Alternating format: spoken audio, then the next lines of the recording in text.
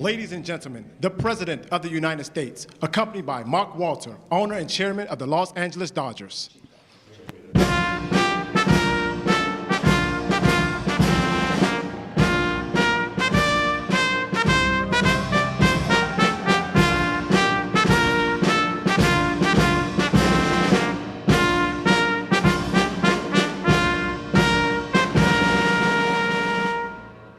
That's a good-looking group. I see some people oftentimes, like politicians behind me, it's not so pretty. That is a very good-looking group of people. And I'm thrilled to welcome to the White House and very special people, actually, very talented people, the 2024 World Series champion, the Los Angeles Dodgers.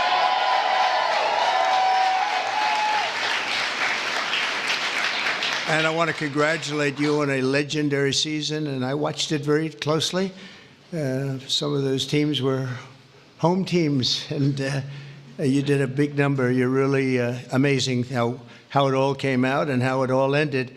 With us today is Dodgers owner and chairman Mark Walter. Thank you very much, Mark. Congratulations. President Stan Kasten, one of the greatest managers of the really ever to wear the Dodger blue, Dave Roberts. What a time he's had.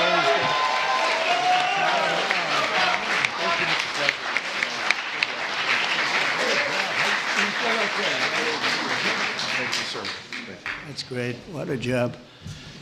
I think he would have lasted even with George Steinbrenner, right? I love George, but he was very quick. He would, you lose 2 games and you were fired, right? Great job, Dave.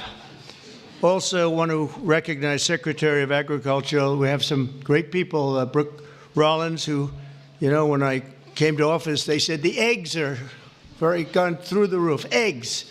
I said, what the hell are they talking about? I was there for 4 days and they were blaming me for eggs, and they've gone up like 6 times or something, some record number, you couldn't get them. And I gave it to Brooke, and I just saw the other day they're down 73%, right? That's pretty good. And the press doesn't mention that. Nobody talks about it, so don't, but I know. Secretary of Labor, Lori Chavez DeRimmer, thank you, congratulations. The Chief of Staff, Susie Wiles, who's a big Dodger fan, by the way. Susie, thank you. And we have also Representatives Kevin Kiley, Congressman Kevin Kiley, Young Kim, thank you, congratulations, great job. Jay Obernolte, Jay, thanks, Jay. Nanette Barragan. Nanette, where's the, hi Nanette, oh, look at that, huh, what nice outfit. One of my favorite people, Gus Bilirakis, Congressman. Hi, yes. Addison McDowell, new to the Congress, but doing a great job. Thank you, Addison. A real good baseball player and a friend of mine, Roger Williams, great job. And another new congressman, but he's been there a long time in a mental sense, because he has really done a job and he knows Congress very well. He was with me for 7 years. Brian Jack. Brian, congratulations, Brian. And others, we have a couple of senators here. I just don't particularly like them, so I won't introduce. Over the course of this amazing season, the members of this team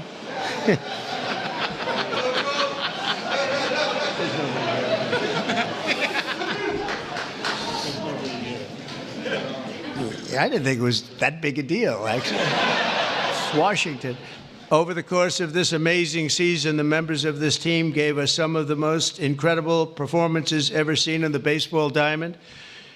In all of baseball history, only 6 players have ever hit 40 home runs and stolen 40 bases in a single season. And an elite group known as the 40-40 Club. It's a 40-40 club, and very few people make it. But unanimous National League MVP, Shohei Ohtani.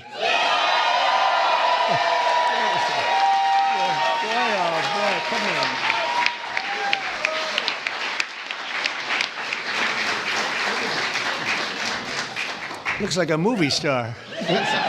He's got a good future, I'm telling you. He shattered all of those records last year. Think of it, all of them. And he did something even more because he became the first ever member of the 50-50 club. So 40-40 is top.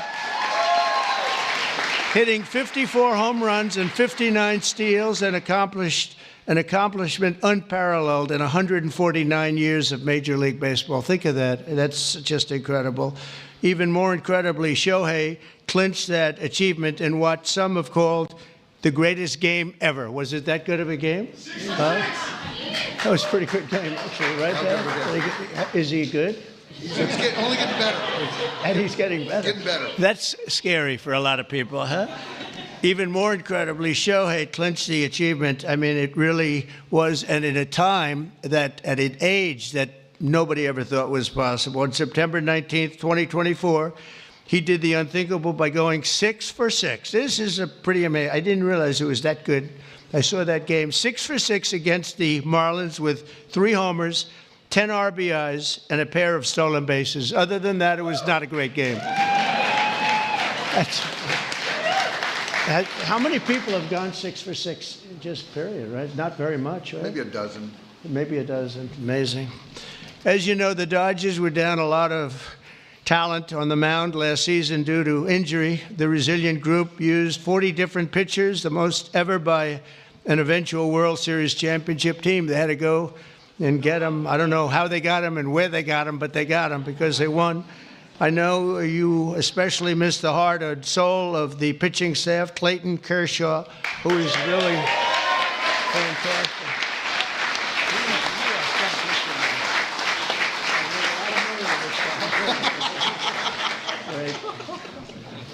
These are the best-looking people I've ever seen. It's incredible. But Clayton has been unbelievable, and if you look at his records and you look at the stamina, the endurance that he's had, and we're really happy to have him. I'm glad to meet him. I've watched him for a long time. He's a young guy yet, but you are a young guy, but I've watched you for a long time. So congratulations, amazing. All year, the Dodgers faced down adversity. You entered the playoffs battered and bruised, but not broken.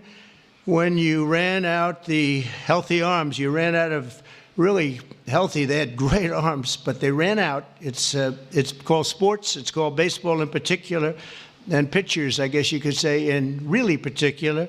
But the starting rotation during the National League Division Series, this scrappy Dodgers bullpen shut out the Padres, saved the season, and forced Game 5. Then key players battled back from midseason injuries to help deliver the National League pennant, including superstars Mookie Betts. Oh, is he good?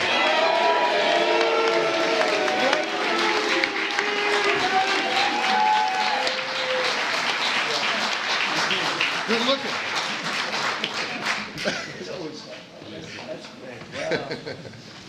Mookie, that guy can play, can't he? I mean, unbelievable. You really, Mookie is, I've been watching it. I don't want to say I watched him when he was on Boston, but I did. I didn't think that was a particularly good trade when they made it, and I happened to be right. And Max Muncy, I want to congratulate Max. Max. Come here, Max. His arms are very strong when I touch them. I'm used to shaking politicians and hitting their armors like Jell-O, and now it's like steel. All these guys, but Max, that's great, and also Yoshi Yamamoto. Yoshi.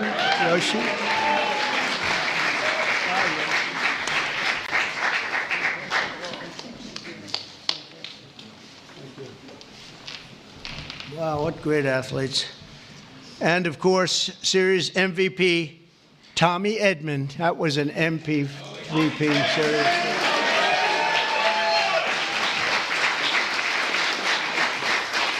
It's a good feeling, right? With all these guys, you're the guy, right? Yeah, that's pretty good.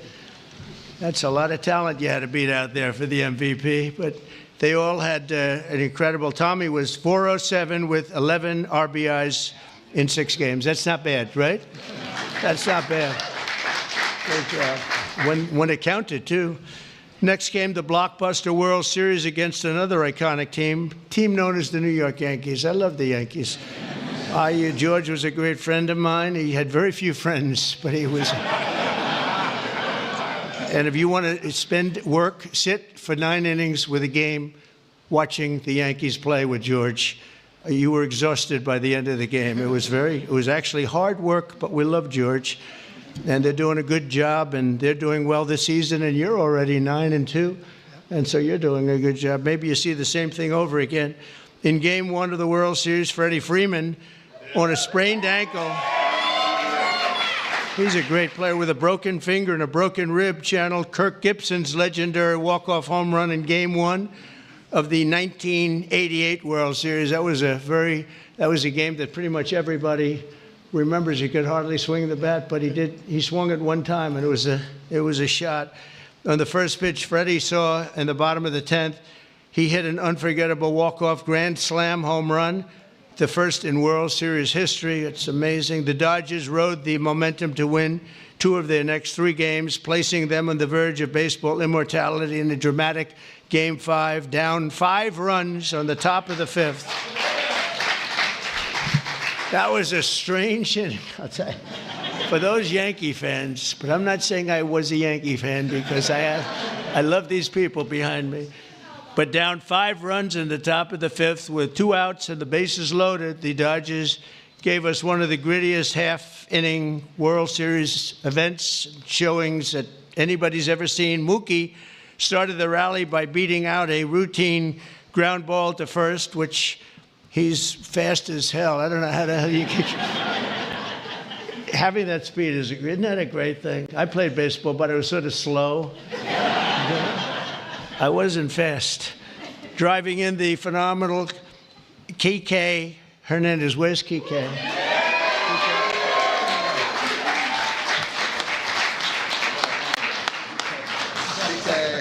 It's a hell of a group.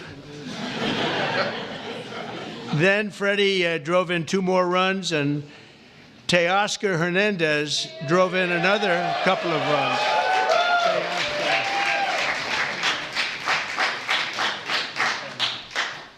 That's a group.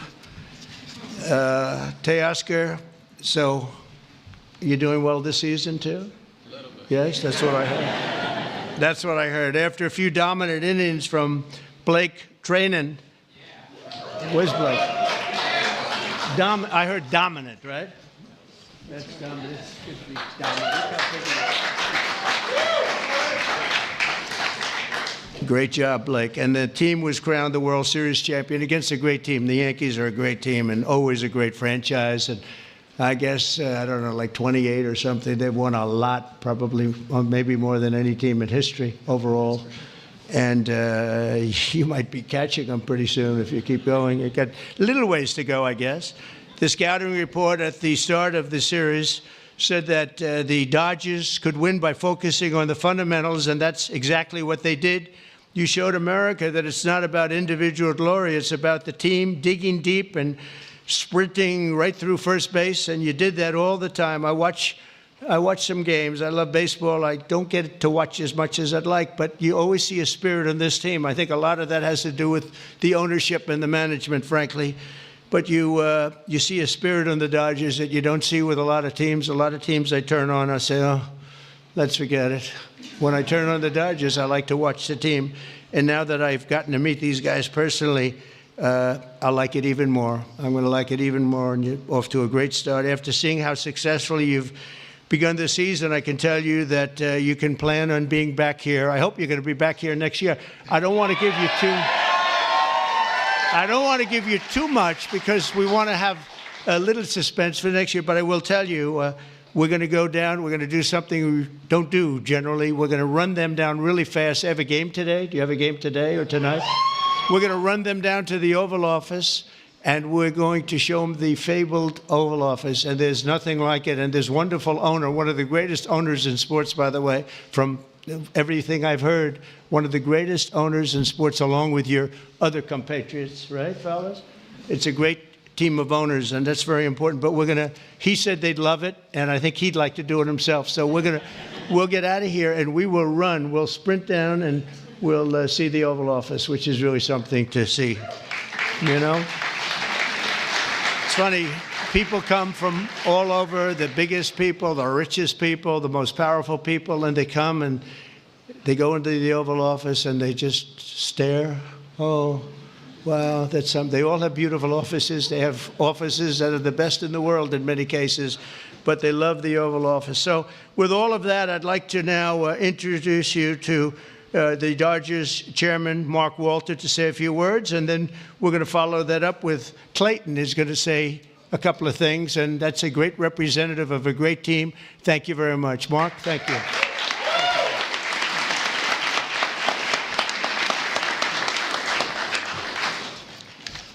Well, thank you very much.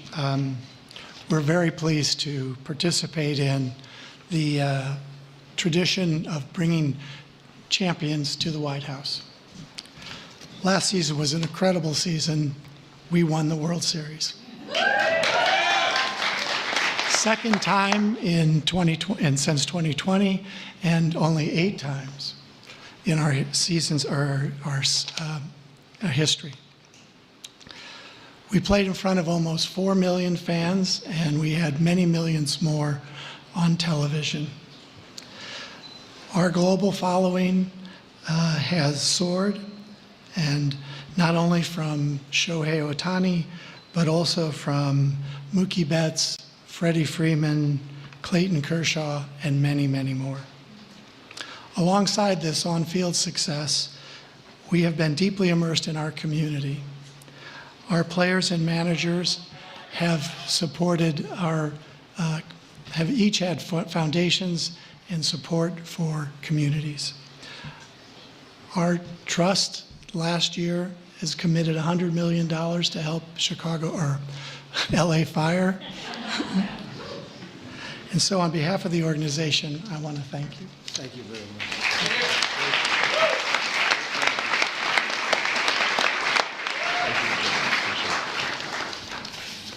Okay, wow, this is an incredible honor for me, and to stand here today representing the Los Angeles Dodgers and this group of staff and players behind me today.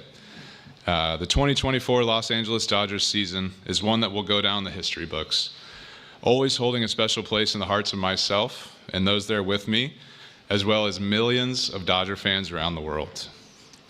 This organization exemplifies what it means to come together as one for a greater purpose and to represent something so much bigger than themselves. The selflessness and humility that each one of these players and staff have shown over the last year is truly an inspiration. They have constantly played hurt, switched positions, and taken the ball to put the team first. As a spectator for our championship run last year, I was in awe of this group. Their unwavering confidence, coupled with the selfless pursuit for team excellence, was an inspiration. That is why I'm so grateful to get to speak today on their behalf, as I know none of them would say this about themselves.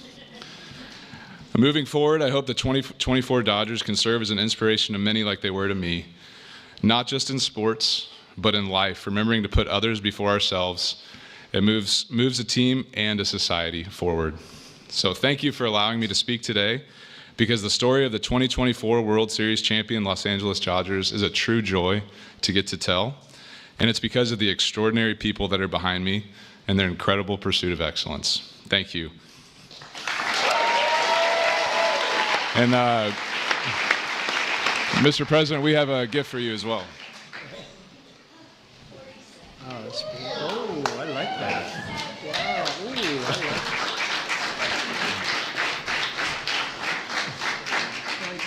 Come on, Mark. Oh, they're going to move it.